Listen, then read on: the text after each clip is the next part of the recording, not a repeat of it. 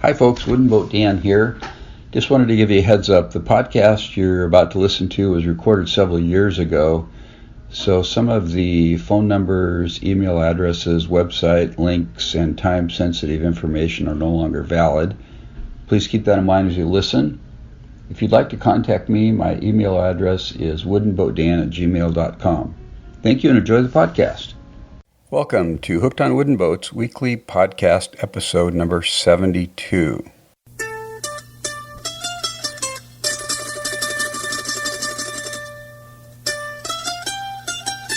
I am your host, Dan Matson, aka Wooden Boat Dan. If you can't do it, nobody can. There's been lots of attempts around the world, mostly unsuccessful. Some have said that they were successful, but they're still having to prove their stories. And this is the world's first podcast fully dedicated to celebrating the art, craft, history, tradition, and don't forget the romance of wooden vessels all over the world. Thanks for joining me, myself, and I today for Hooked on Wooden Boats episode 72. We've got a fun episode in store. The featured segment is an interview with Murray Jackson of Bainbridge Island. Very fascinating story of Roy building a 40-some foot schooner, I think it's 40 feet, 43 feet around there, over a 33-year period. Yes, you heard it right, folks. He started building the vessel in 1976 and completed it in 2009. So you're going to want to stick around. It's a fascinating story. It's a real mind bender for me, to be honest, but it's really cool. Roy's a great guy, so stick around for the interview. So speaking of building boats, I am still working on my canoe. I'd be lying if I didn't admit that I'm a little discouraged at this point, just because I'm on the finishing part and the weather's cold here, and I'm just not motivated. But I did make it down to the shop this weekend, which is about 100 feet from my house, and sanded the third coat of enamel, white enamel, marine enamel paint on the bottom of the vessel with some 320 in preparation for the fourth coat of paint. And I'm getting this weird effect where on the ridges of the lap strakes, the protruding edge, the paint does not want to adhere very well to those edges. Either that or I'm inadvertently sanding it off every time in between coats. So what I did this time after I sanded the boat was I took a small foam brush and applied a little bit of paint just to those areas that were sort of bare along those lap strake edges. So my plan this weekend is to actually get the fourth coat on the boat. Then I can officially be done with the whole of the boat, turn it over, sand the epoxy, and put on my 4 coats of varnish, which I still have to figure out if I can do that in cold weather or not. I've got heat in my barn, but I think the last thing you want is a heater blowing warm air around while you're trying to varnish because of the dust issues that varnish has. So if that isn't successful, I might just buy a gallon of white latex house paint and just throw it inside the boat. No, I wouldn't do that, not after this much work. So I was telling my wife that I was a little bit discouraged about how long the project was taking, and she says, well, didn't you just interview a guy that worked on his boat for 33 years? I'm like, yeah, I did. I guess it's been about a year for me on the side, so I got nothing to complain about. Okay, moving on, the wooden boat hack of the week, this is a mini hack, if you will, is to use acid flux brushes for applying epoxy to your boat projects. These are small brushes that are used for plumbing. They're very inexpensive to purchase. They have a metal handle and a bristled brush on the end. The ones I buy are about 4 or 5 inches long, and the bristled part is about a 1/2 inch by a 1/2 inch. They're very sturdy. They're very inexpensive. I think at the hardware store I get 6 for $1 or something like that. And they're great for applying small amounts of epoxy on your wooden boat projects. So again, those are acid brushes or flux brushes, if you will. They're actually found in the plumbing section of your hardware store because they are used to apply flux to copper and so on when you're soldering copper together, that sort of thing. Check it out. I think you'll like it. I would like to give a shout out to the new subscribers to my e-newsletter this week. Auto Loggers from the Northwest Seaport, Jerry Anderson, Cameron Lynch, and Kevin D'Angelo. Welcome to the podcast newsletter, guys. Great to have you. If you have not yet subscribed, please do. I send out a monthly newsletter giving you updates on what I'm up to, sharing some fun resources and ideas. And you can subscribe by going to hookedonwoodenboats.com/subscribe. And what I'm going to do in the next, either in the February or the March issue of the e-newsletter, is I'm going to kind of lay out a list of some of the wooden boat events that are happening in 2013 around the Northwest, and let you know which ones I plan on attending. And then if you make plans and are going to be there, it'd be great to hook up like I did last year at the September Wooden Boat Festival in Port Townsend. So that will be coming up on a future newsletter, so stay tuned for that. I recently received a email from my good friend Marty Loken at the Island Boat Shop, which is near Port Townsend on Marrowstone Island. And Marty asked me to make an announcement about an organization that he's heavily involved in called the Pocket Yachters. Their website is pocketyachters.com. And what Marty wanted me to mention is that it's a free resource for people that want to sell small classic boats. And these would typically be boats that are probably, 10 to 12 to up to 20 to 23 feet in length that are classic style boats. And they have a free classified section on this website, and they will actually help you find a buyer for your boat. It's all a free service. They really enjoy it. If you're interested, email Marty at islandboatshop.com. That's Marty at islandboatshop.com. Or you can go to their website, pocketyachters.com, and click on the tab at the top that says Boats for Sale, and you can get more information. Again, it's Pocket Yachters. So I'll spell that for you, POCKETYACHTERS.com. So check it out. If you have any questions, you can also email me, and I can give you more information. And I will post the email and website addresses on the podcast show notes this week.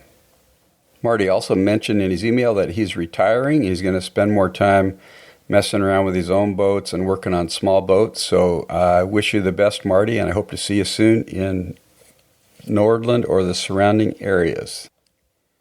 We're going to move on to the interview with Roy Jackson now. So take it away, Roy. Okay, it is January 18th, 2013. I am sitting on the Dolores M Jackson schooner on Bainbridge Island in Washington State with Roy Jackson. Roy, welcome to the podcast. Thank you, Dan. Good to be here. I really appreciate you meeting me here. As I mentioned to you earlier, I heard your story about a year ago. Saw a short video about you launching this vessel that you built yourself over about a 30-year period. And so I put you on my short list to interview, and we finally got connected, so I'm really happy about that. Good. My late wife would have butted in when you said built yourself because... with a lot of help. With a lot of help. And okay. She was great. She cut all the plugs for all the screws in the boat and... oh, wow. Put them in, so... Wow. Very cool. Anyway, did a lot of work on it. Yeah. So let's start with you, Roy. Where'd you grow up? I grew up in Detroit, Michigan. Okay. And my father had been hired by the Ford Motor Company from Leeds, the University of Leeds in England, to come over and help tool up for a V8 engine. And I was born. He met my mother, who had come over at the age of 19 from Glasgow. So So they were both from England. No, the one was from Scotland. Okay. My mother, Glasgow's in Scotland. And You don't want to confuse England with Scotland. Oh, no. And so I grew up in a household of mostly Scots. My cousin, who was 7 years older than me, was born in Edinburgh. And so anyway, that was down close to the Detroit River. And I heard probably prenatal boats horns because it's the biggest body of water. I mean, carries more freight than the Suez and Panama combined. The Detroit River? Detroit River, yeah, wow. Because of ore boats coming down and the Rouge plant being able to bring in raw material and turn out full automobiles and that sort of thing. But they're full of boats. Detroit's a lot like Seattle in that a lot of boat owners there, and of course during the Prohibition, there was a lot of rum running across the Detroit River from Canada. But, and I saw schooners as a child. There were a lot of schooners still working on the Great Lakes, and so that's what attracted me to schooners. Yeah. So did your family have any boats when you were a kid? Actually, no, but they had friends that had boats. And, okay. During World War II, my parents were almost every weekend at very formal sort of thing. They go out black tie and really on parties on boats. Yeah. So, but did you kids get to tag along at all? No. Actually, my childhood was more in the horse area because my father had been a cavalryman. He was in the British Horse Artillery and wounded in France in 1917, and we would ride on Belle Isle and English fashion, that sort of thing. And now Belle Isle's an island, right? That's right. In the river? That's yeah. right, yeah. I just read about that recently. Yeah. In fact, I think they're trying to turn it into some kind of a recluse for billionaires. But really? It's a great park, and it has a wonderful bike race around it, which Dee and I did, my late wife and I did on our Jack Taylor tandem, which we toured all of Great Britain. We were in 5 countries in that. Really? So when was your first boating experience? My most impressive boating experience was sometime around 65, I think it was, and John Tipp, who had a yawl, a Dutch-built steel yawl, beautiful boat. It looked like, that people thought it was fiberglass because it was all, molded beautifully, but it was steel. And he stuck his head in my office as he was going to see the fellow in the next office and said, "Hi, Roy." And I said, "Hi, John." And then he came back, said, "Hey, would you like to help crew my boat back from Nassau to Fort Lauderdale?" And I said, "Yeah, sure, that sounds like fun." And he said, "You got to pay your own airfare." And I said, "Okay." And he said, "And you have to take the Friday off. We're going to be leaving Thursday." I said, "That's okay." He said, "You sure?" He said, "You don't have to check with Dee." And I said, "No, Dee will understand." So there was John Tipp and the owner and Rich, God, I can't remember, Rick Herman, I think. Yeah, Rick Herman was another artist and a writer by the name of Street Remley. And Streeter was our navigator, and we did that. That was a two-day leave Nassau at 11 o'clock Friday night, and we got in Sunday morning to Fort Lauderdale. Really? 2 days? Yeah. Under sail the whole time? Under sail, yeah. Wow, I would have seems like a longer trip than that. No, it was... okay. As I said, 11 o'clock we cleared the harbor, and we got into 12-foot swells, and it was it was a perfect trip. I mean, it was one of those... The swells were practically waveless. In other words, it's like hills of 12 foot of water. You'd slide down into the trough and you'd be surrounded by water, and then you'd climb up to the top and you'd look around the horizon and then repeat that over and over again. And we passed the Bermuda Star, and we didn't have our nav lights on. We put those on, and you could hear the dance music, and people came over to the starboard side of the Bermuda Star. She was passing on our starboard side, heading back, or heading to the island of Nassau, I think. And we were probably pretty. We were in the moonlight with our sails full of moonlight and that sort of thing. But that was my first trip that was impressive. And that was on a schooner? No, it was on a yawl. A yawl, okay. Yeah. And there were a lot of phosphorus things, which I hadn't been used to. I hadn't seen phosphorus material in the waves on the Great Lakes. I'd sailed some on Lake Michigan and of course Lake Erie and a bit on Lake Huron, not much, but Lake Erie. And it's interesting. I was out here. I'm deviating, but I worked with a young writer who was a sailor, and he invited me out on an art director's boat, and it was January, and we left Shoal, and there was like a 4-foot chop and some wind, and he said, "Isn't this great?" And I said, "Yeah." I said, "It feels a little like the Great Lakes with this little 4-foot chop." And he went, "Oh, like lakes don't."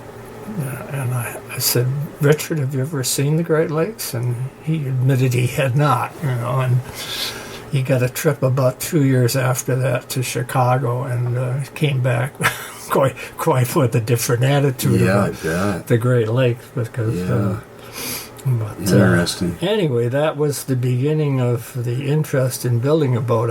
When I was sailing back, and a friend of mine, a writer named, a late friend, he's dead now, but his name was Tom Pryor. And Tom was a very interesting guy in that I worked with him in the early 60s on the Chevrolet account. And he went down to J. Walter Thompson in Detroit and offered his services to work on the most dregs of accounts that writers want to work on or don't want to work on, like taxi cab and police things. Anyway, long and short of it is he offered his services for less money than he was making, and they were getting ready to throw him out thinking he was a nutcase, until he said he wanted to do that for 6 months. Mm-hmm. In other words, giving himself an increase, and only working 6 months because he had a girlfriend on Bora Bora, a Tahitian woman, and he spent time with her and hitchhiked around. Getting back to the interest in the boats, the gal that had the house on Bora Bora lived next door to the one who played the princess in the Marlon Brando Mutiny on the Bounty.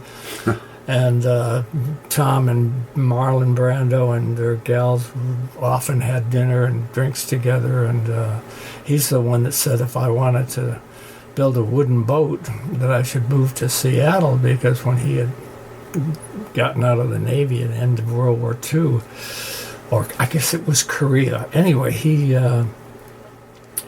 worked for a while on wooden boats here in the Seattle area, and he worked with Jack Day, who was a fire chief in Seattle, and he was also a boat builder, a professional boat builder, and would hire crews to build boats. And I met Jack Day. Jack built the Blue Jacket. He was building the Blue Jacket when I met him, which was a whole combination of different designs put together, and it's probably still up in the Port Townsend area. But all of that was great help, and as luck would have it, I'm going to ramble quickly through this because it could go on for hours. Sometime I subscribed to the National Fisherman, and reading Roger Taylor's articles on sensible cruising boats for the of the 30s, 20s and 30s for the 70s.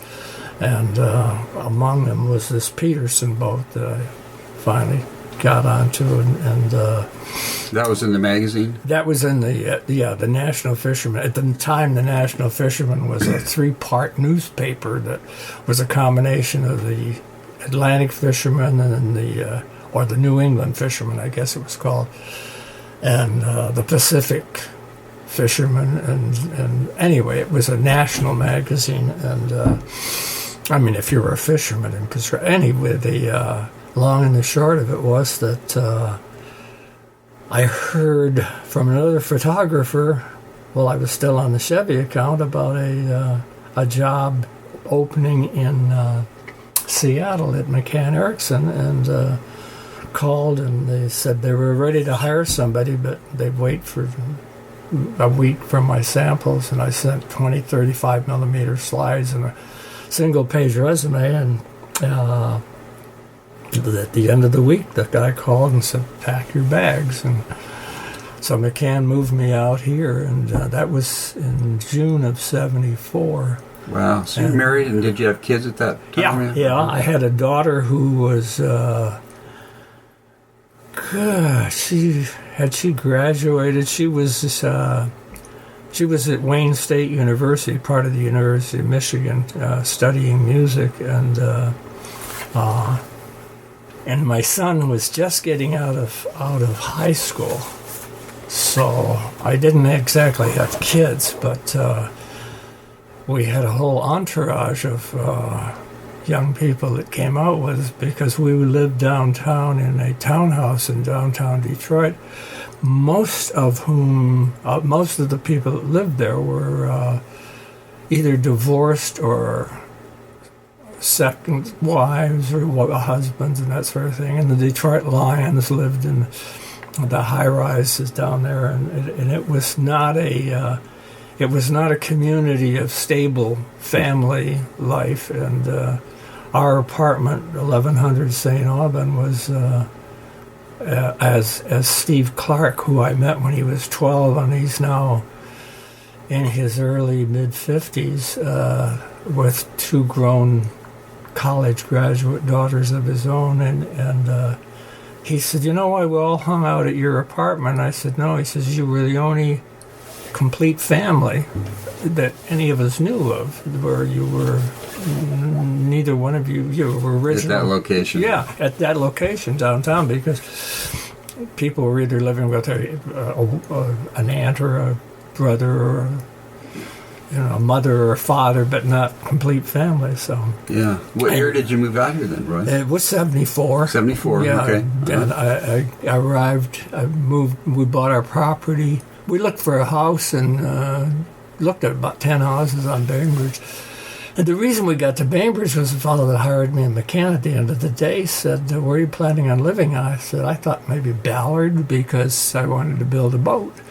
And I was going to look for a place with a vacant lot next door. And he didn't look too pleased about that thought. He said, if it were me, I'd go across the water. And we were on the 23rd floor of the Seafirst building, which is on 4th Avenue. And at that time, it was the tallest building in Seattle, the box that the Space Needle came in, as it was dubbed. Yeah. And anyway, we decided to buy property, and I got a chance to do something I'd always wanted to do, and that was design a house. And so you bought property on Bainbridge? Mm-hmm. Yeah. Yeah, I bought property overlooking the Point White Dock on Crystal Springs, and then I was lucky. I had some profit sharing from the agency I was at on the Chevy account, and put the boat shop up 2 years later and lofted the boat. And at that same time, what year did you loft the boat, Roy? 77 probably. The you boat bought shop. the plans in 73, you said earlier.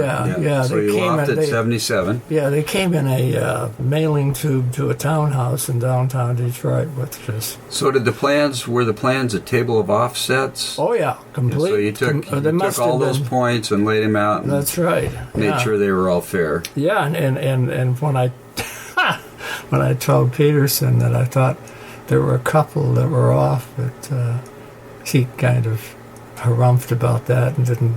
Oh, really? Yeah, but anyway, it wasn't hard to find the error and good battens and following all the plans accurately, and they show up. But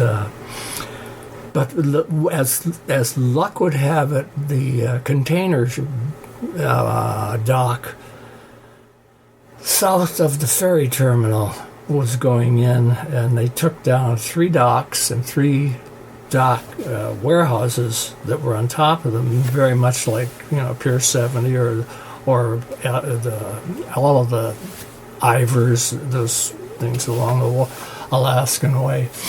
And Atlas Building Wreckers had just literally piles and piles of first growth fur that was cut probably at the turn of the century or in the middle of the last century, the 1850, whenever those docks were built and those houses on the docks, the warehouses.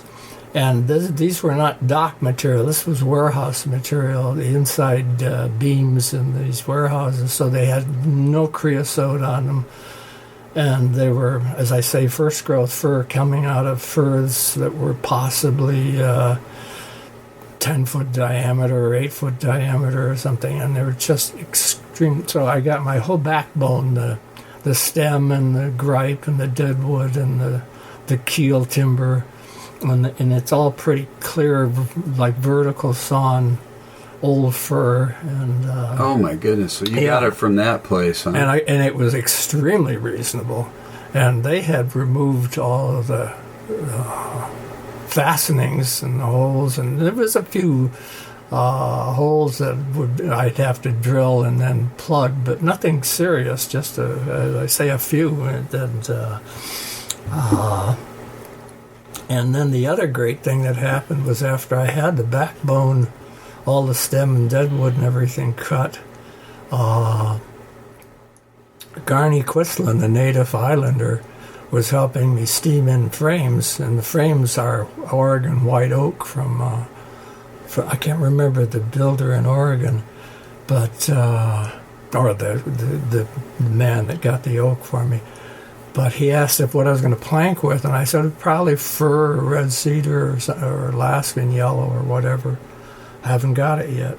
And he said, I have an uncle in Coos Bay. Oh, he said, first of all, why don't you think about planking in Port Orford? And I said, oh, that would be very nice, but Port Orford's pretty rare wood. And the first time I'd ever seen Port Orford was in of all places, Nova Scotia. And a Minnesotan dentist had bought Port Orford for a boat he was having built in Lunenburg, Nova Scotia, where, by the way, they built the copy of the Bounty, which just sunk in the last storm, unfortunately. And what was it, Sadie or Susan or Sandy? Sandy. Superstorm Sandy. Yeah. But anywho, I said, call your uncle. He said, oh, I will. I said, no, I mean right now. I said, go call him. And he did. And he said, wow. He said, he gave me the number, and I called the guy, a guy named Tucker. And as it turned out, I lucked out again. Tucker had 3,000 board feet of Port Orford 6-quarter cedar, or Port Orford that was reasonably dry because he got it and stacked it for a builder in Port Towns, and then something had come between the two of them. I don't know what the details were, but whatever it was, he had the wood and the builder did not, and he either wasn't interested or, as I say, I don't know what the details. Long and the short of it was, in a couple of weeks I had the back of the shop in the yard was all this Port Orford stacked up. There was enough Port Orford to plank and deck, and I ran out of it in the cockpit. I had about half the cockpit planked, and I called, and this was probably 10 or so years later from getting it, and it was a Sunday. I called, and Mrs. Tucker answered the phone, and I asked for him, and she said, long pause, and she said, "Who's calling?" And I said, told her who it was, and she says, "Is it Wood?" And she told me that he had died a couple of years before. And I said, "Oh, sorry, Mrs. Tucker." And she says, "Is it Wood you were after? My son is taking care of it." And she gave me his number. I called him on Monday. And he said, "Yeah." He said, "I've got some I can supply for a cockpit." He said, "In fact, I've got," and what he told me. And I took enough that I did both housetops with. And he said, "What did my dad charge you?" And I said, "Oh, God." I said, "That was 10 years ago." I said, "It was $1.80 a board foot, or 18 1,000, which seems incredible now because, and he said, "Would you mind," he said, "if I charged you $4 a board foot?" And I said, "God, no." I said, "That sounds extremely reasonable." He said, "Well, I don't like to overcharge my dad's old customers," but he said, "I'm getting $10 a board foot from the Japanese." And now this was, a number of years later after that, after having the housetops done and the cockpit finished, I'm building a couple of Dorade boxes, and I called Eden Saw, and I said, "I'd like a couple of boards of Port Orford, just 4 quarters enough, and rough saw." And he said, "Why don't you build your Dorade boxes out of hen's teeth?" And I said, "You're being a you don't have any Port Orford?" He says, "We haven't had Port Orford in probably 5-10 years. And I said, "Oh, okay." So I don't remember if I found it in the shop, but it's Port Orford cedar is a cypress, by the way. Is it really? It's from Oregon, right? Yeah. Yeah. Well, it grows northern California, west of the Olympics, and between the coast and the Olympics, and through Oregon and maybe into southern Washington. But it's just that area. And the Japanese use it for ceremonial boxes and... And of course, it was used for years and years and years for arrows, bow and arrows, because it's a straight grain, oily wood, really better for boats than teak, because it's lighter than teak and it's every bit as strong as teak. And the other use that it had in the States was Venetian blinds, when they used to make wooden Venetian blinds, because you got these very thin strips of wood. I mean, not like they do now with plastic, but I'd say maybe at max 1/8 of an inch, maybe 3/32 or something, or 3/64, I guess I should say. Anyway, it's just a beautifully straight grain. It doesn't move much, and and it's got the most incredible smell. If I could figure out how to make a cologne out of it, I'd bottle it for boat builders and that. So you basically started the boat in '76, and then now you were working. Put the shop up. Yeah, I was working. You were working in advertising full time. Right. I was on 12 hours a day, portal to portal. Yeah. So your wife was helping quite a bit, and then you had friends helping also. I had some friends that helped in the steaming. Jack Day and Tom Pryor both helped on the original steaming of the frames, and Garney Quitzland. I actually hired Garney for a short time. And then I met a young man then by the name of Brian Hayes, who was rebuilding a 1926, it was a cutter, I think. I can't remember if it's a cutter or a ketch, but he was doing it was Spindrift was the name of his boat, and it was up in Port Townsend. And I got him to do my sticks. He did the masts and the booms and things like that. Yeah. And those were fur that was found up in the mountains in Washington here. And he did such a nice job on that I got him to do my hatches next, because he was he'd gone to Evergreen College, and he'd been building boats from the time he graduated. So he did such a nice job that I just kept hiring him for things.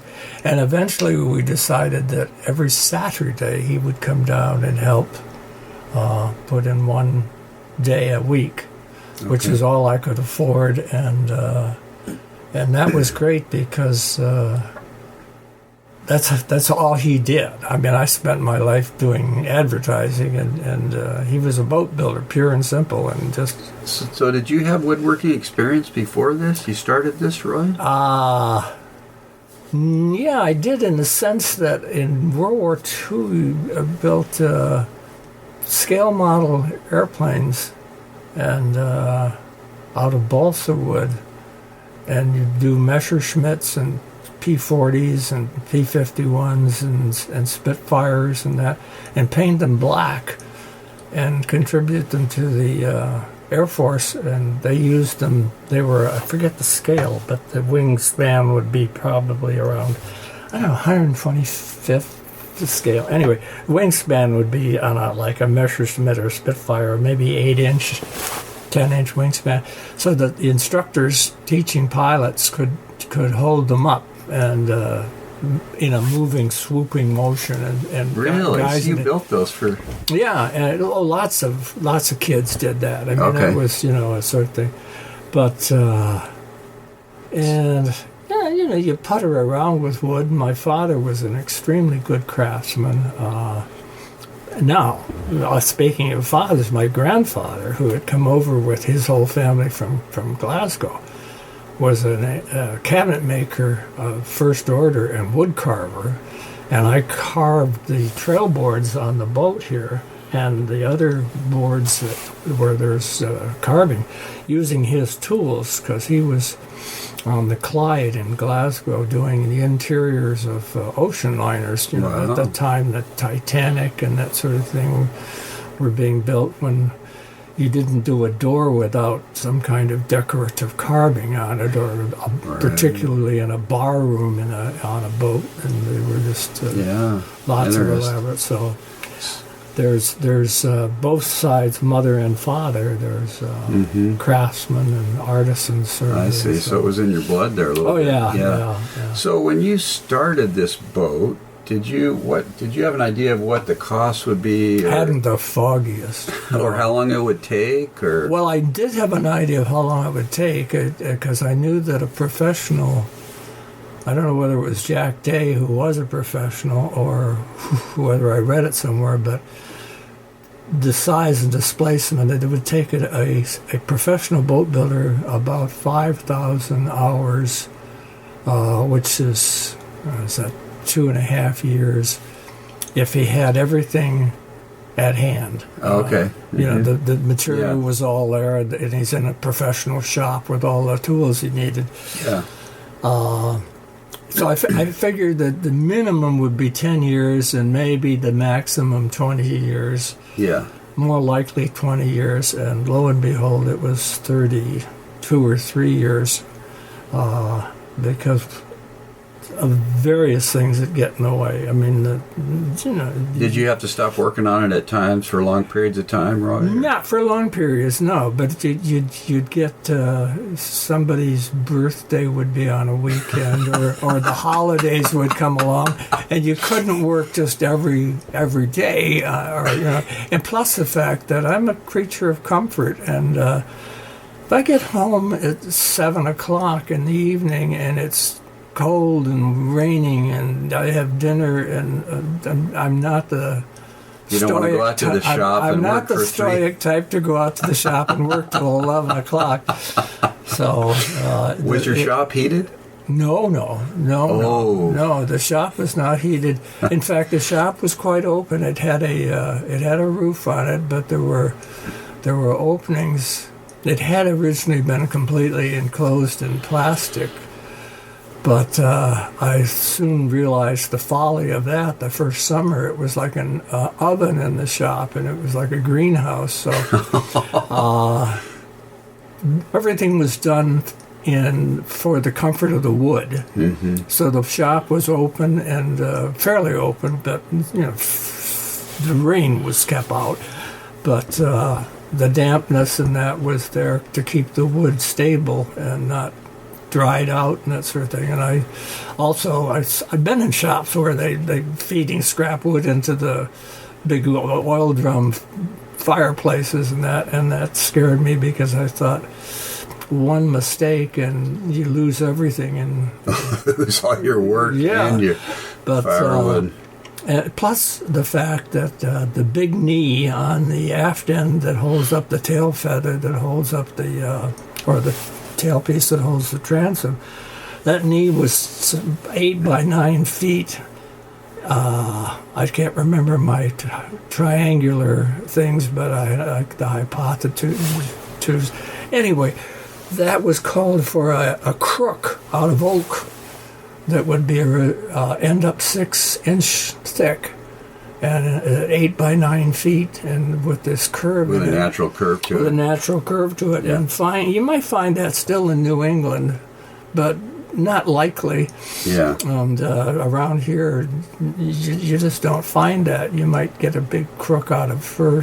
Anyway, the long and the short of it is I laminated that with Kapoor that I got in Anacortes from a shop up there that was... Flander Bay? Yeah, yeah. Mm-hmm. And that was laminated out of epoxy.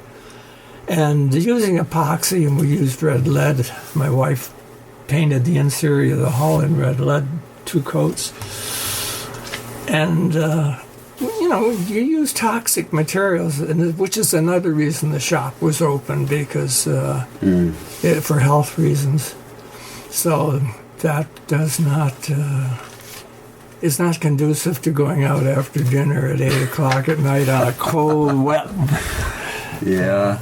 So was part of your reason for building the boat is that you couldn't go out and afford to write a check for a new one or a used one? So actually, it was a misnomer in the thinking that rather than go to sea and go off to a tropical island and that sort of thing and live happily ever after without a mortgage payment or a boat payment. That was the idea behind it. And, of course, that's totally foolish because the amount of time it takes you to build a boat, you might as well have bought the boat and be paying the money, So, so you launched it in 2007, Roy? Yeah. And I probably wouldn't have launched it then if it hadn't been for Brian Hayes, who I mentioned before. Brian called me right after New Year's, or around, just January sometime, early January. And he said... You're going to launch the boat this summer on the solstice, 21st of June. I said, are you kidding? He said, nope. He says, it's time to get it in the water. He says, you'll be in the shop for the next 5 years. He said, get it done and we'll do it and we'll launch it there. And he said, if you get into trouble, I'll come and help you. But anyway, it gave me a deadline, which I was well used to in advertising. So, and that was a good thing that he did that because, wow. And so. So, what was a launch day like, Roy? Launch day was kind of a kick because neighbors came from all over. There must have been, there could have been 150 people in the yard and on the drive around the boat shop, and that's where was it at? It was at my shop. And, okay. Yeah. You're right by the water. And I'm just up. There's one house down on the water in front of me, but I look over that. But anyway, the Atlas Building Wreckers, Jack Wolf. It was his son doing the driving, but he had been out to the shop to see the boat, and we had a nice long talk. He told me, he said, I can take you to Duluth if you want. I said, what? But I want to go to Duluth. He said, well, you talked about the Great Lakes. He says, you could sail down Superior and get to the Atlantic that way because I had always wanted to sail in the Atlantic area, because I'm a dual citizen. Oh, okay. I'm a Brit as well as a Yank. And anyway, the long and the short of it was that I can't remember, it was 8 o'clock or 8:30 on the 21st of June 2007. The truck arrived and came up the hill, and we had to take out a neighbor's fence. Some of it, it was a post and post and board 4x4 fence, and that was done quickly and by a number of happy hands at neighbors and what all, and stacked neatly aside to be reassembled. And then they finally got the truck into the shop and under the boat and out. And interestingly enough, the dockmaster here was up on the deck of the boat. I'd never met him because I didn't know he was going to be my dockmaster, but he's putting trees branches aside, and I yelled at him to lift the thing over as opposed to scraping the port side rail cap, and as opposed to anyway and we've gotten to be great friends since then. But it went down the hill. Must have taken about an hour and a half to get it from the shop to the bottom of the hill, because there was another boater cutting off branches as we slowly went down the hill. And this was a big rig that big trailer. Big trailer. Then we got down and stopped at the Point White dock, and they straightened the boat up a bit because it was slightly askew and the thing. And Steve Clark, who I mentioned earlier, who was 12 when I met him, and in his 50s now with college graduated daughters, had come up and rented a convertible, and he was right behind the truck that said wide load, one of which was in front and one which was in back, and we were next, and I'm holding Alec, my 18-year-old Karen Terrier, and we crossed the Agate Pass Bridge, and we hadn't gotten maybe a quarter of a mile past the Agate Pass Bridge, and all of a sudden this truck went quickly to the left side of the road and then back to the right. The kind of maneuver I could do in a sports car, but I wouldn't want to do in a semi carrying a 37,000-pound boat. And everything was fine except for me. I almost had a coronary seeing this. And then I realized what he had done. A low-hanging branch.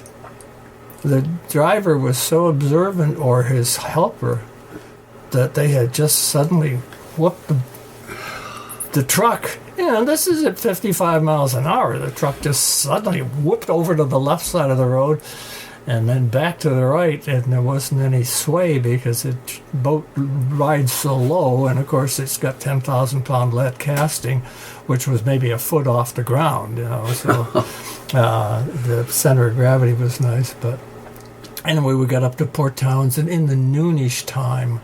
Oh, she was launched at Port Townsend? Oh, yeah. Oh, I didn't know that. The reason it was launched in Port Townsend was City Council, in their wisdom, I put in quotes, had somehow come around to killing Mark Julian's boatyard in Eagle Harbor. Mark Julian had a wonderful boatyard in Eagle Harbor, and he had a 30-ton hoist, and it could have launched right here, but that was gone. So the only other, there were other places, could have gone to Seattle or could have gone Heather and Yon, but Port Townsend seemed the best place as far as pros. At the boat haven up there? At the boat haven, yeah. And so we got up there, and there were not as many people as had been at the house, but quite a number, because over the years, over the decades, I'd gotten to know a lot of Port Townsend people because I had belonged to a Port Townsend schooner club, and Van Hope, the late Van Hope, was a member of that. And anyway, I mentioned him. He's a great rigger, and anyway, the 60 or it was a 60-ton hoist, I think they used, or maybe it was a 30. I don't remember. But anyway, they put the boat in the water. Must have been 2 or 3 in the afternoon, and my wife was, late wife was 5'2½", and well, she had been ill, had some open heart surgery, and she was a little frightened that she wouldn't be able to break the champagne bottle, and so I assisted her with it. And as luck would have it, my daughter had not bought a pair of nylons, she said, with pantyhose and that sort of stuff, in years, and she had, for some reason, bought a pair of nylons, and somebody said, "Does anybody have nylon stockings?" And she said, "Yeah, I just have a pair in the car. Why?" And they said, "Could you contribute one of them?" And they put the bottle of champagne in the nylon stocking, which was great for the deck hands, or the dock hands, I should say. They didn't have all that glass to, yeah. And there's a photograph of Dee and I over on the aft there at the, So you got her on the water, and then her stick still had to be put on. That didn't happen for another year because the rigging had to be all, I was built. spending time, we motored back here, Dave Yulin, who's lived on a tugboat, for the last 20 years or so, in 20 or 30 years here on Bainbridge, but he spent his lifetime in Alaska and hunting and fishing and that sort of thing. But he motored back because he knows the waters and that sort of thing, and I did not. But the sticks went on in Paulsbo, on the grid in the following year. How tall's the mast on this mainmast?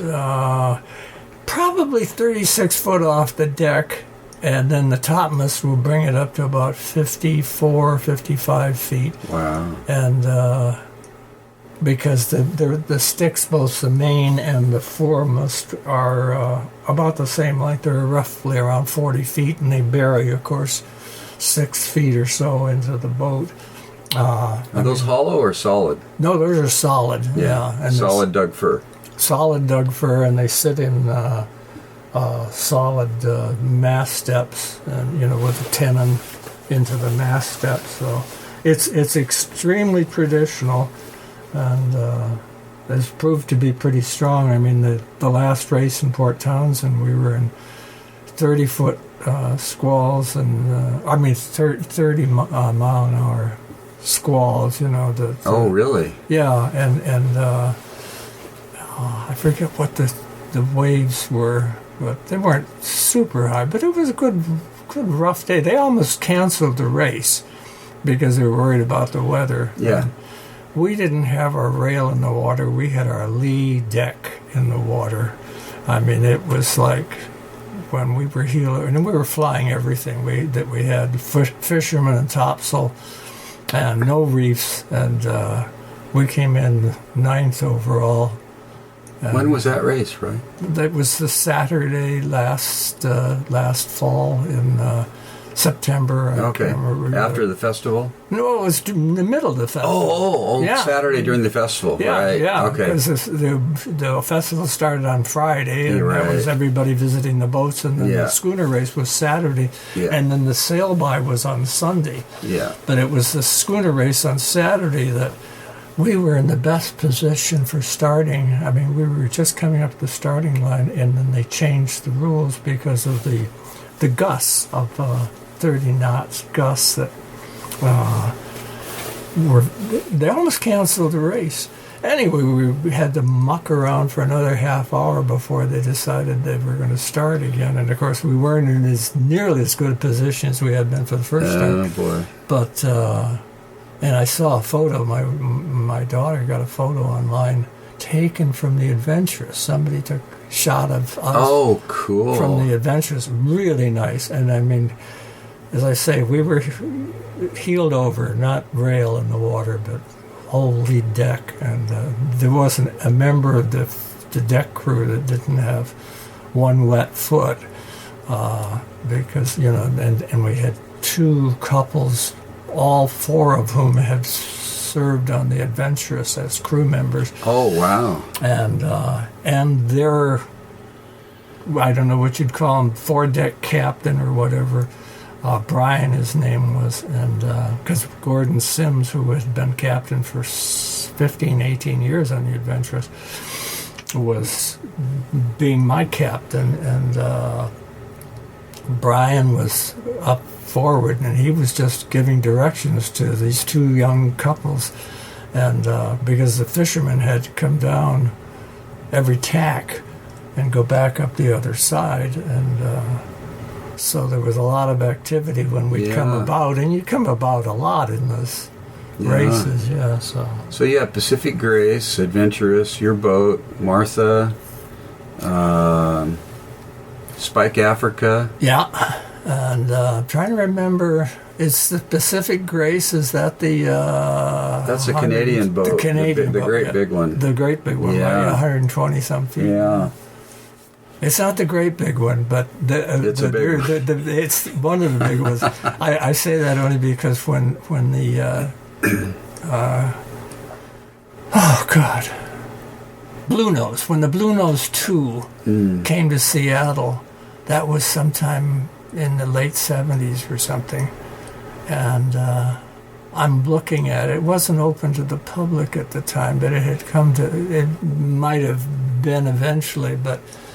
I was on a lunch hour and I was walking. It was a nice summer day, and there was an officer on the deck, and I asked him a question, and he looked at me and he said, "That's a pretty unusual question." He said, "You must know schooners." I said, "Yeah, I'm building a schooner." He said, "Oh," and we got talking, and he said, "Would you like to come aboard?" Oh, really? And I said, "God, is that okay?" He said, "Hey, I'm inviting you. I'm an officer in the crew. Sure, come aboard."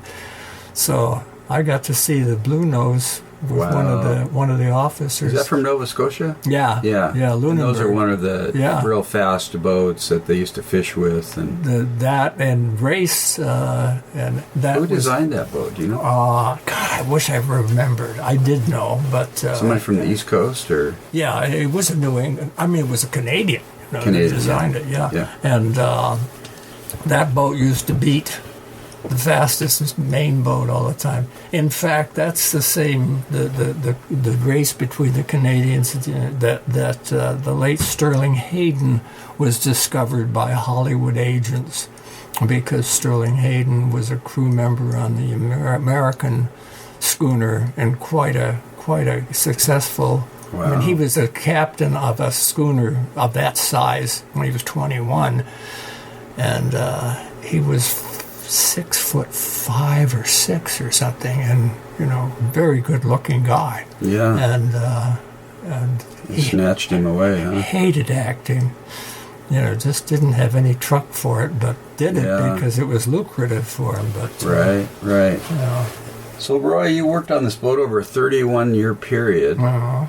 So, for some people that would be a long time, but I made some comments earlier, and you're just like, it wasn't a test of perseverance at all. None. Tell me about that. None whatsoever, because every function that you go through, or every part of the building of a boat is new, and you have to learn new techniques and new skills. And I mean, from the lofting was the biggest drawing, of course, I'd ever done in my life. I mean, it was on a table 13 feet by 48 feet, and you draw the plans, the profile, and the plan view, and then all the station views, which is all the cross sections, and then learning how to work with huge timbers. I mean, the keel was 34 feet by 8 by 16, and getting that down to size. I learned to use an adze, and then when you get set up and you learn to steam frames, and it just goes on, and then when you get up to where the deck beams are all laminated out of Port Orford on a form, as was the transom built on a form. So you're constantly creating ways of doing things that may be a little different from the way the original stuff was done, because of lack of material of a certain size or whatever.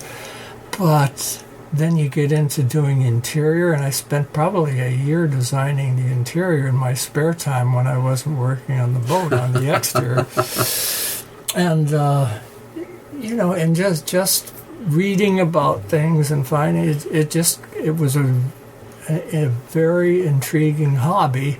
Plus collecting stuff. I mean, that stove right there, that wood burning and coal burning stove is a Nantucket that built in the southeastern part of the United States that I got from J. Benford, who was an architect that used to be here in Seattle and moved up to Friday Harbor and now is in New England. And just wow, gathering. There's always something, huh? There was, and it was always different. And because it's lacks in any repetition. I mean, it's just you're never doing the same thing twice. I mean, drilling all the holes through the deadwood and the knees and stuff, and fastening everything together with bronze rod that was like an inch or an inch and an eighth, and so you're drilling these huge, long holes with 4-foot drills and that sort of thing. And that's challenging, I got flipped off a ladder, and fortunately, from having been a horseback rider, I looked for a place to land. I had enough sense to roll as I came off this ladder. I was flipped off this ladder. So I wasn't hurt, but it's just the only time I remember reaching a point where I was I froze up with I just didn't want to take the chance. I had this 1.5-inch mahogany for the house sides, and it's as you can see is probably 1.5 foot wide or something. Planks, beautiful mahogany, and in order to put the house sides and ends on, you had to drill 1/2-inch holes. 1/2 inch or 3/4, I can't remember, down, and the chance of a drill drifting off and coming through is pretty good. Yeah. And so the aforementioned Brian Hayes, the pro from the builder from Port Townsend who graduated from Evergreen, was a motorcycle buff, and in '84 I had come into possession of a Norton, a 74 Norton Cafe Racer, an 850cc racing bike, and he liked that bike. And I said, Brian, if you put my house sides on, because you not only drill through the mahogany, you have to come down in through the carlins and deck beams. I said, I'll trade you the bike if you put the house sides on. So that intrigued the hell out of him, and but other than that, most of the stuff was a challenge, but fun.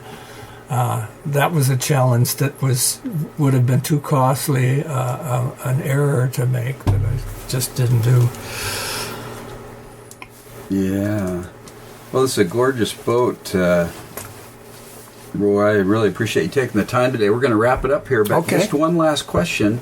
For people that are listening to this, that are starting a project, or maybe they're in the middle of a project, it's taken a lot longer than they're thinking, what words of encouragement would you have for them?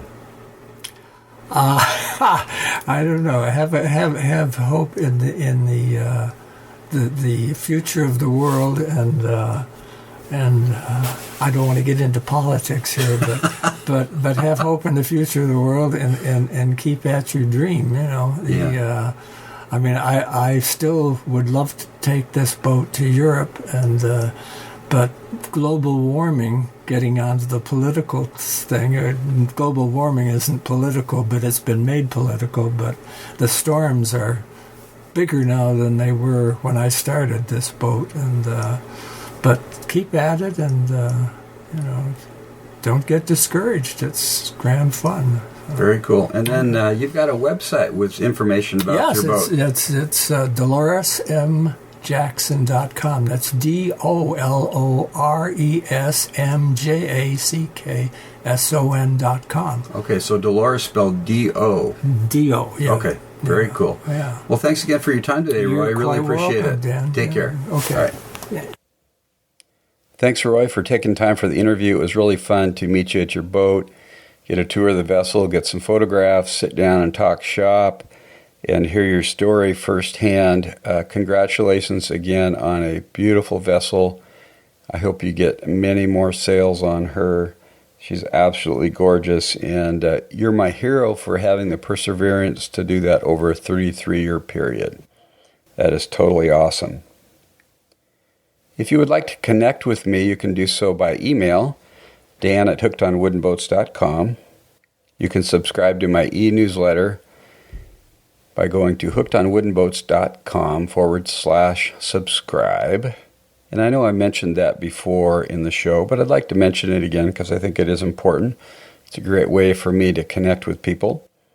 You can go to my website, hookedonwoodenboats.com, and leave comments under the podcast show notes each week. And in case you haven't been to the website, I always post pictures related to each podcast that I publish on Thursday and write some narrative about what the interview and so on is about and some other notes, so check it out. You can also find me on try that again. You can also find me on Facebook, Twitter, and Pinterest if you search for Wooden Boat Dan. I would really encourage you to send me some feedback. Tell me if you like the show, what you like about it. You could give me some recommendations for future shows, some suggestions. If you have questions about wooden boats, I'll try to answer them or find answers.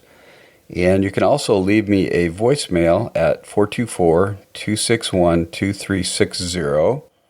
Or you can go to my website, and on the right-hand side of the home page is a bar that says Send Voice Message. If you click on that, you can leave a voicemail message right from your computer if it has a microphone, and I'll get an email with that message and I can respond to that. So please connect. That's a way for me to have fun, and it keeps me going to get those emails talking about how much people enjoy the show. If you go to hookedonwoodenboats.com/Amazon and you make a purchase of anything on Amazon, I get a small commission. Likewise, if you go to hookedonwoodenboats.com/JD, that takes you to Jamestown Distributors Marine and Boat Building website. If you make any purchase there, I get paid a little bit. I also have a store on my website where you can buy hats, t-shirts, thongs, stuff like that that's got the Hooked on Wooden Boats logo. Check it out when you get a chance. Well, if you're not yet in the wooden boat game, folks, it's time to get in with both feet. If you don't own, use, rent, or aren't building a wooden boat, I would highly encourage you to do so. If you have the dough, you could go buy one. If you like to build stuff, you could build one. I suggest you start small, something like 12 to 14 foot, kayak, canoe, dory, something like that. It's a simpler project to get your feet wet with. It's a very rewarding process. I'm on my 5th boat now of my lifetime. I started my first boat in 1971. And it's just a blast to create something with your hands, with a pile of wood that's functional and beautiful and usable. Really, people around you will love it too, to see that craftsmanship and handiwork of what you can actually do with your hands. So, man, go for it. It's time to get off the stick. You too, Brian. Stop talking about that Norwegian pram and go build it, okay? Hey, I want to say hi to Corey and Christina in Florida also, who came up and visited last summer in September. That was really cool. So have a great week. Keep the bright side up and the barnacled side down. Wooden Boat Dan over and out. Until next Thursday, God bless.